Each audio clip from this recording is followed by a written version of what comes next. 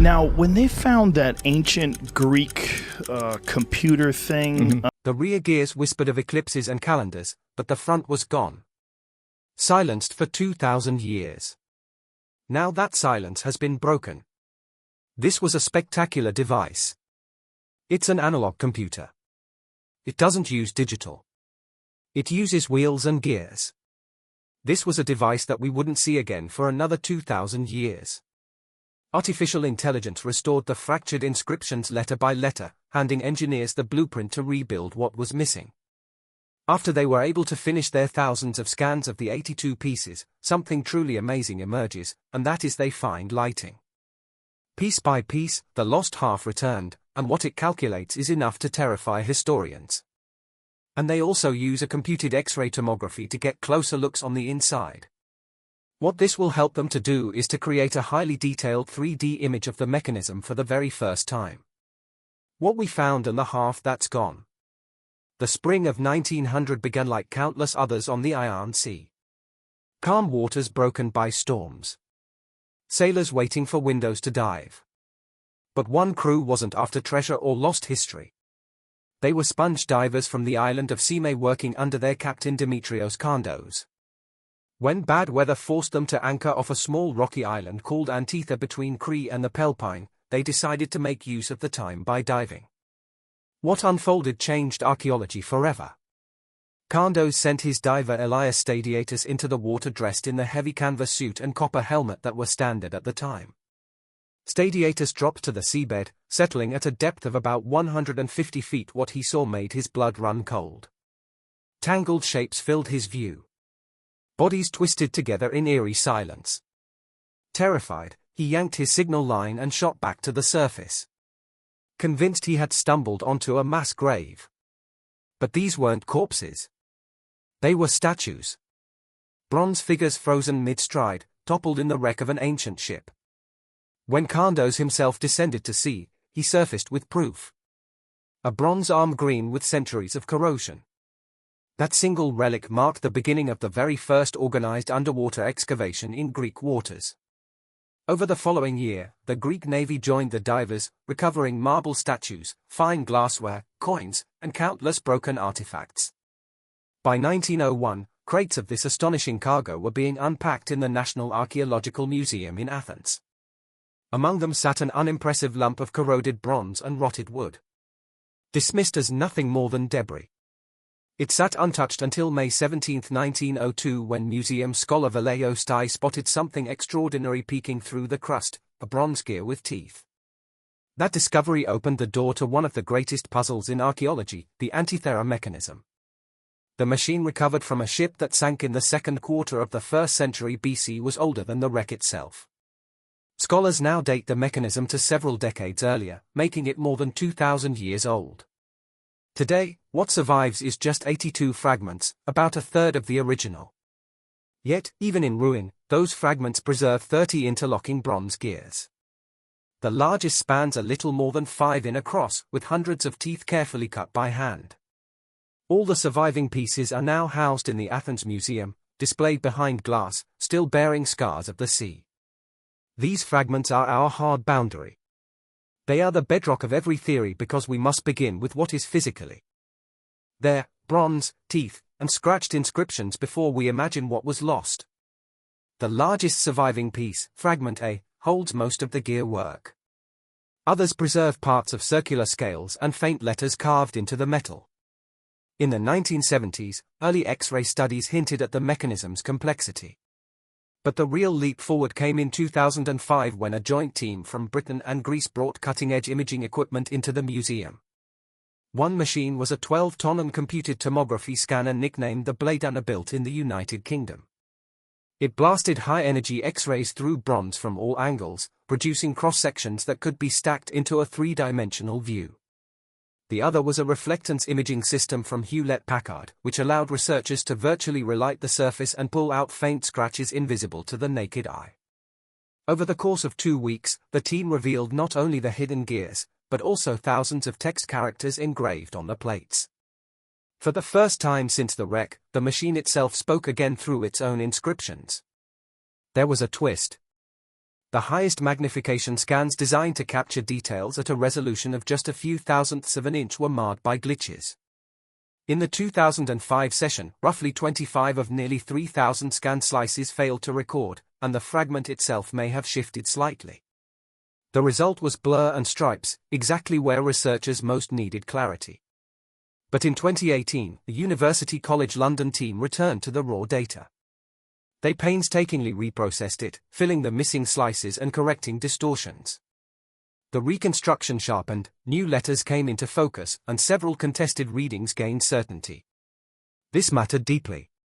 A single Greek character on these plates could change the interpretation of a cycle or flip the meaning of a prediction. So, what do the readable portions actually show? Let's walk around the back first, because that side survives best. The upper dial is a spiral that winds 5 times around, marking off 235 lunar months. The 19-year Metonic cycle that kept Greek lunar solar calendars aligned with the seasons. Beside it is a sub-dial counting 76 years, the Kallipic cycle, which tightened the long-term accuracy. The lower half features another spiral with 223 lunar months, the Shorosh cycle, famous for predicting eclipses. Nested inside that is a smaller dial tracking the Exalgmos, a 54-year triple Shorosh that corrected the awkward remainder of 8 hours in each cycle, ensuring eclipse timing stayed precise. Another small dial marked out 4-year intervals for the Great Penellic Games. None of this is guesswork. These functions are inscribed in bronze. Zoom closer to the SOS spiral, and the machine becomes surprisingly practical. Each cell that might contain an eclipse carries a small glyph, a compact note in Greek.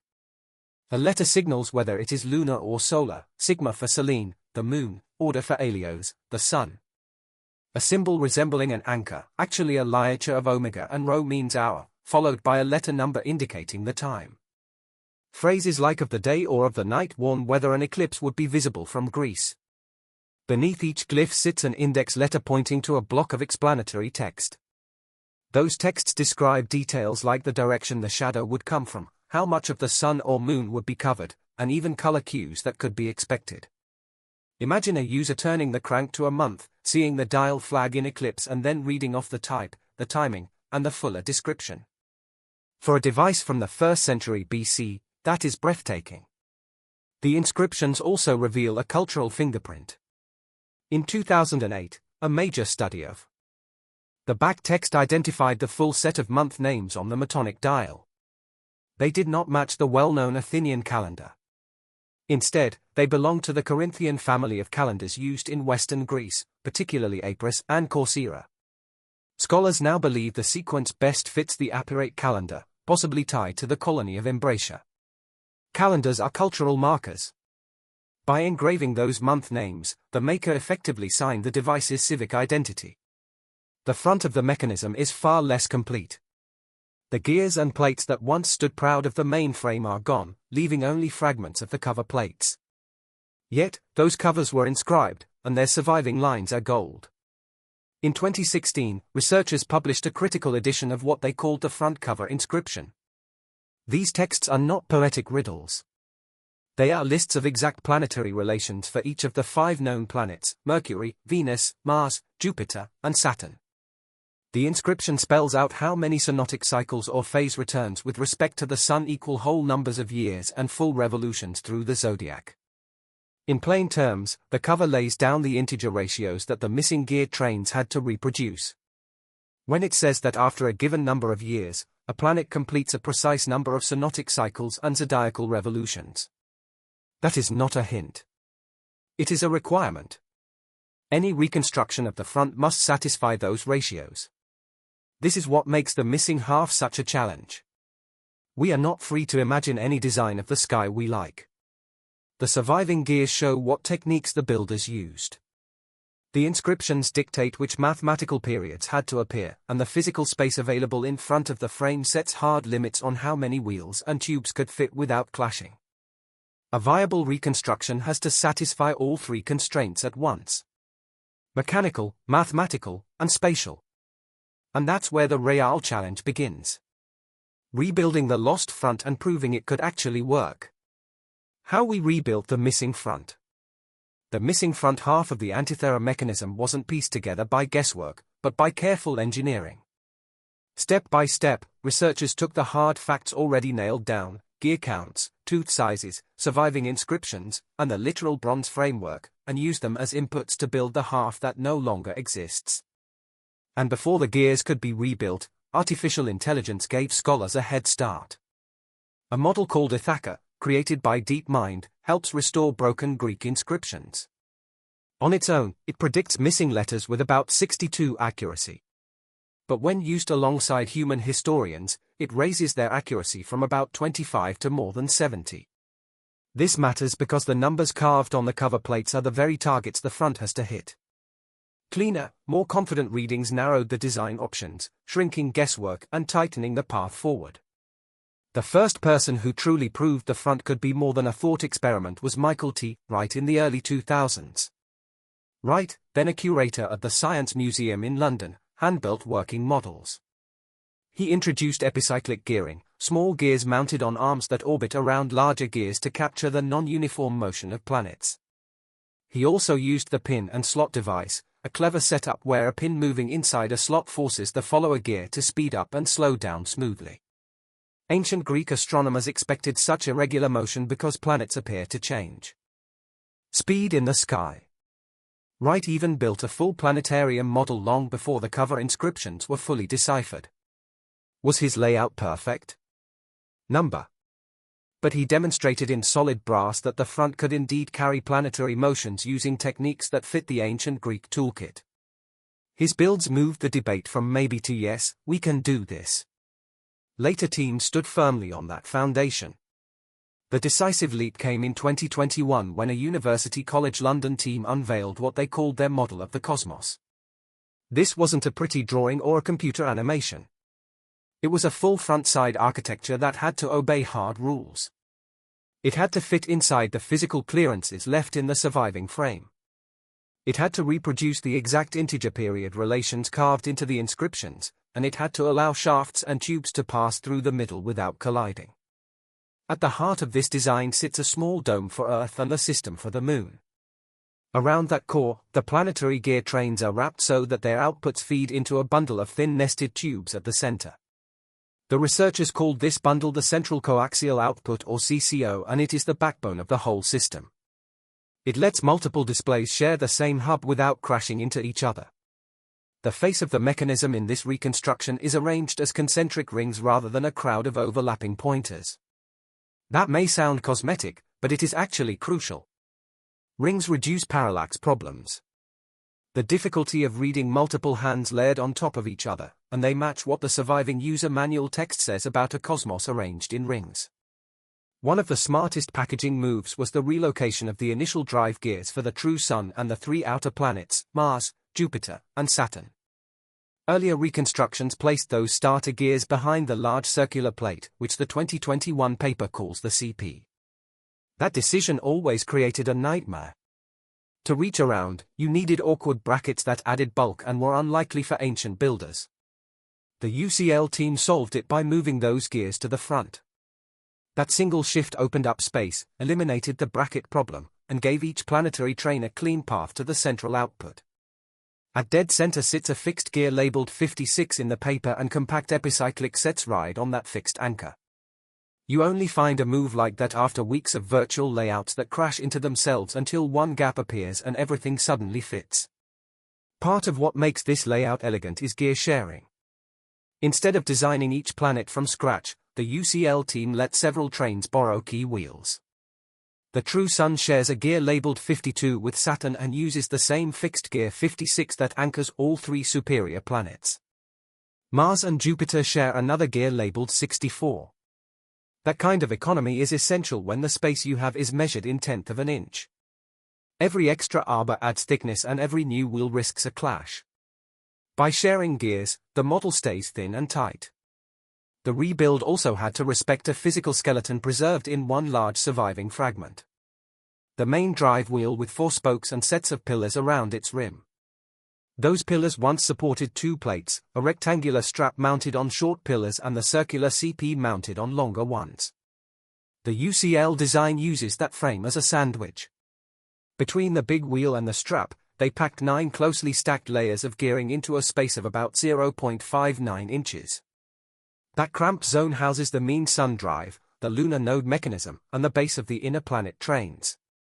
Between the strap and the CP, they squeezed most of the gear work for the sun and the outer planets into a gap of just 9.7 millimeters, about 0.38 inches. The fact that the strap sits at an 11 degrees tilt relative to the spokes is not an error, it's a blessing. That angle gives Mercury and Venus just enough clearance for their epicyclic parts to slip past their neighbors. This is watchmaker level packing measured in fractions of an inch. One of the most satisfying detective moments in the rebuild comes from a small block on spoke D that has a mysterious hole through it. For years, no one could explain its purpose. The 2021 architecture solved it. The small black and white moon sphere on the front needs input from both the sun and the moon to show the correct phase. But if the front face is built as rings, you don't want to duplicate the sun calculation just to drive the moon.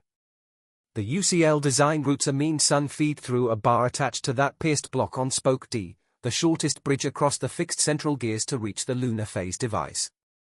Suddenly, the block isn't a puzzle anymore. It's a bracket with a clear job. The Venus mechanism provides another aha moment. A small fragment called fragment D preserves a disc riveted to a gear with a shaft that changes shape from square to round as it passes through a plate. The gear has 63 teeth with all but 3 still intact, so the count is secure. In the UCL model, that disc carries the offset pin needed for a pin and slot follower to create Venus's irregular motion. The plate becomes the bearing surface at exactly the right height. The fit is so precise that the authors argue fragment DS parts are the epicyclic core of the Venus train. Whether or not you care about Venus's role on the dial, the point is clear. The surviving bronze fragments sit where the mechanics require them. A similar breakthrough occurs on spoke B, which carries a prominent bearing with no obvious purpose in older reconstructions. In the 2021 design, that bearing supports a compact 4-gear epic set for the lunar nodes, the shifting line that marks where the moon's orbit crosses the sun's path. The bearing aligns perfectly with the tooth sizes in the model, and the space is exactly where the node's train needs to be. There is also a simple honesty in the gear count. Behind the rear plate, the surviving systems already account for 35 gears. The 2021 model adds 34 new gears in front to run the Cosmos. Together, that makes 69 gears. That number is tight enough to fit within the surviving bronze frame and specific enough that you can list each gear's tooth count and location. Under the hood, the designers kept each planetary train as lean as the math would allow. The true Sun uses just 3 gears. Each superior planet, Mars, Jupiter, and Saturn, runs on a compact 7-gear epicyclic set. The inner planets, Mercury and Venus, use 5-gear trains with pin and slot followers for their characteristic stop-and-go motion where the central world needs an extra feed, but the hub is blocked by fixed gears. The team uses a pierced block and a crossbar to hop over. As with the mean sunbar on spoke D. These are the small, stubborn fixes real mechanisms demand. What makes this 2021 rebuild credible is that it can be tested. In 2025, another research team tested the reconstruction with computer simulations. They used triangular tooth shapes, the sharp-edge style you often see in modern replicas, and then added small manufacturing errors to see what would happen. The results were a warning. The tooth shape by itself wasn't a big problem. But if the spacing between gears was off by even the small amount sometimes suggested, the system could jam after long use. That doesn't mean the 2021 model is wrong. It just raises tougher questions. What kind of gear teeth did the Greeks actually cut? How precise were their measurements? How smooth was their bronze? The key point is that this isn't a legend anymore. We're now dealing with practical engineering issues like friction, spacing, and wear. Problems you can measure and test. Now that the rebuild works on paper and in simulation, we can finally ask the bigger question. What did the Greeks actually see on the face when this machine came alive? How the Greeks saw the heavens. The very first thing you'd see is the center, a tiny dome representing Earth. Wrapped around it, a pointer shows the moon's position as it moves through the zodiac signs. Beside that pointer sits a marble-sized ball, half painted black and half painted white. Day by day, this little ball turns to show the moon's phases. When it's fully dark, it's a new moon. When it's fully bright, it's a full moon. Every shade in between plays out on that sphere. But the moon is only the beginning. Around it, 6 slim rings are stacked one after the other, each carrying one of the moving bodies the Greeks followed. Mercury, Venus, the Sun, Mars, Jupiter, and Saturn. Outside all of them sits the wide zodiac circle divided into 12 signs, and beyond that a ring showing the calendar days of the year. Each planet is marked by a bead fixed to its ring. The Sun gets a golden bead with its own pointer, just as an ancient inscription describes a cosmos arranged in rings with little spheres. On the very edge, a skinny date ring tells you the day. If you want to know today's date, you read that. If you want to see where the planets are in the heavens, you watch the beads. None of this is a guess.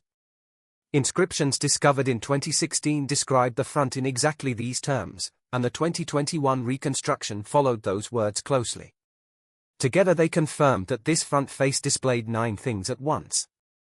The Moon, the lunar nodes, Mercury, Venus, the Sun, Mars, Jupiter, Saturn, and the calendar date. Let's start with the Moon because it's the heartbeat of the sky. The Moon's pointer shows its position along the zodiac, so you know exactly where it is among the constellations on any given night. The machine even lets you see the Moon's age, meaning the number of days since the last new moon. You read it by comparing the Moon's pointer to the Sun's position on the dial. The difference in days between the two is the Moon's age. Cicero once bragged about a bronze machine that made the Moon keep as many revolutions behind the Sun as the number of days it lags in the sky. That exact trick is built into this device. The Moon follows the Sun day by day on the face of the mechanism. Next comes the Sun. Its golden bead glides around the zodiac ring as the year turns. When it crosses the first degree of Aries, spring begins. When it hits Cancer, the summer solstice. At Capricorn, the winter solstice. At Libra, the fall equinox. All of this is visible at a glance. The inscriptions even mention a ray for the Sun, showing its blinding presence in the sky.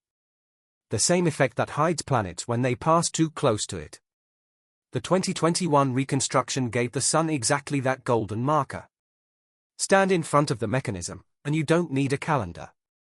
The Sun's beat alone tells you what season it is. The planets each tell their own stories on their rings. And those stories aren't abstract. They are the same milestones ancient observers cared about. Each ring carries markers for events like conjunctions, when a planet is swallowed by the Sun's glare. Oppositions, when outer planets stand opposite the Sun and rise as the Sun sets.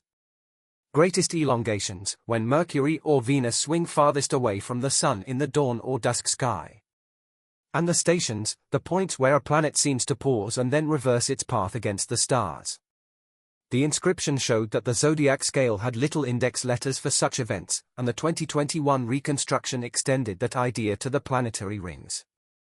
On Mars's ring, you can see its opposition mark. On Venus's ring, you see the elongation mark. When the bead hits one of these markers, you know the phase of its cycle. Then there's a special hand sweeping the dial that doesn't carry a planet at all. It's a long serpent-like pointer called the dragon hand. It tracks the Moon's nodes, the 2 points where the Moon's orbit crosses the Sun's path. Ancient astronomers often described eclipses as a dragon swallowing the Sun. Here, the dragon hand drifts slowly across the zodiac. When it slides beneath the Sun's bead and enters one of the triangular windows marked on the dial, the machine is telling you an eclipse season has arrived. Eclipses can only happen when the Sun is near the nodes about twice a year, and those seasons are flagged directly on the face. The dragon hand moves slowly, one full circuit in about 18.5 years. That cycle is built into the mechanism. No fragment of a node hand survives, but the way the front and back halves work together makes its presence clear. The dial also works as a calendar. Around the moving ring sit 2 fixed scales. The zodiac with its 12 signs and the calendar ring with the days of the year. Tiny index letters are scattered along the zodiac. Each letter matches a line on rectangular panels mounted above and below the dial. These panels hold the Paratma, an ancient list of seasonal sky events like the first dawn rising of a star or the last evening setting of a constellation. Farmers, sailors, and travelers relied on such markers. The 2016 edition of the texts counted 42 entries spread across the year. To use it, you just check the sun's position. If its bead sits over a degree with, say, the letter K, you look at the Paratma plate for K. That line tells you which star is due to appear or disappear from the sky at that season. The machine and the panels are designed to be read together. So, how would someone actually use the mechanism? Here's a simple walkthrough. You set the date ring so that the calendar lines up with the zodiac. Then, you turn the handle forward until you reach the day you want. Now, you read the dial. The golden bead shows you the sun's place. The moon's ball shows its phase. The moon's pointer shows its place in the zodiac. Each planet's bead shows where it stands, and the markers tell you which phase of its cycle it's in. If the dragon hand sits under the sun within the triangles, it's eclipse season. If the sun's bead sits over a degree with a small index letter, you check the Paratma panel to see which star will rise or set in that season. In one glance, you've read the sky. The designers added color and material cues so you don't get lost. The sun's bead was golden, as the inscription says. In the Reconstruction, Venus carries a deep blue marker. Mercury a turquoise one, so the two speedy inner planets don't get lost in the sun's glare. The moon's little sphere is about 1/4 of an inch across, large enough to see clearly.